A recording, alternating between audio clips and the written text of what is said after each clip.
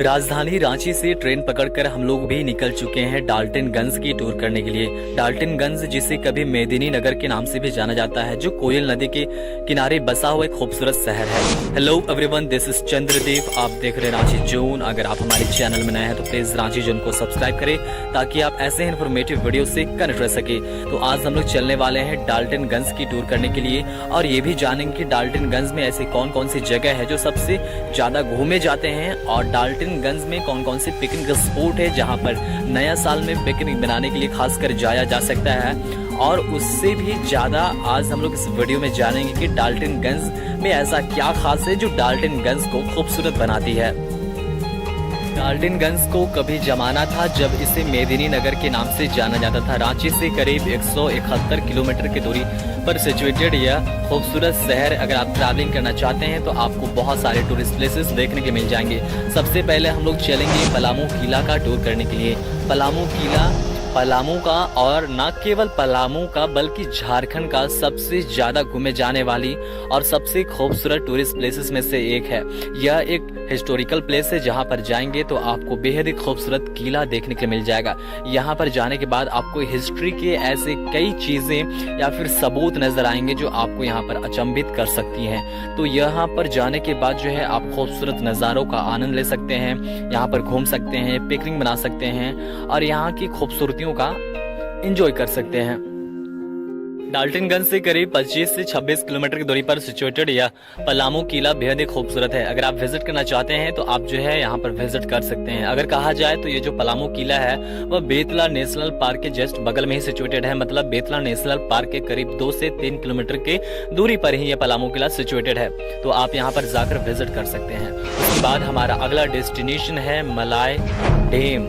वैसे तो डाल्टनगंज या फिर पलामू में बहुत सारे टूरिस्ट प्लेसेस है, लेकिन ऐसे और भी बहुत सारे डैम है जैसे कि रानीताल डैम है, उसके अलावा और भी बहुत सारे डैम हैं। लेकिन ये जो मलाई डैम है वे बेहद ही खूबसूरत डैम है। अगर आप यहाँ पर जाते हैं तो आपको लगभग 32 किलोमीटर डाल्टनगंज से ट्रैवल करके जाना होगा। पलामू के सतबरवा प्रखंड में सिचुएटेड या मलाई डैम, आप इसे मलाई भी बोल सकते हैं या मलय भी बोल सकते हैं, इसका प्रोनाउंसिएशन अलग अलग हो सकता है। लेकिन जो भी हो यह डैम अगर आप विजिट करना चाहते हैं तो आप यहाँ पर जाकर बोटिंग भी कर सकते हैं। इसकी यह सबसे बड़ी खूबसूरती है। तो यहाँ पर जो है आपको बीच में एक टापू भी नजर आएगा, आइलैंड नजर आएगा, जो इस डैम को सबसे ज्यादा अट्रैक्टिव बनाती है। उसके बाद हमारा अगला डेस्टिनेशन है और एक बेहद ही खूबसूरत किला का। यह किला शाहपुर में ही सिचुएटेड है, इसीलिए इसे शाहपुर किला भी कहा जाता है।